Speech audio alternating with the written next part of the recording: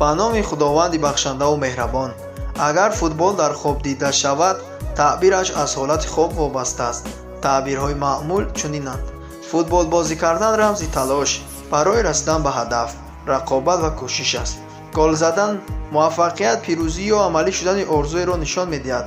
бохтани бозӣ метавонад аз ноумедӣ, аз даст додани як имконият ё душвории муваққатӣ хабар диҳад.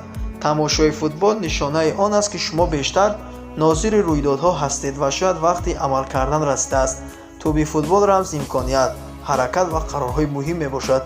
аз нигоҳи равоншиносӣ, футбол дар хоб аксар вақт эҳсоси рақобат, кори дастаҷамъӣ ва хоҳиши исбот кардани худро инъикос мекунад.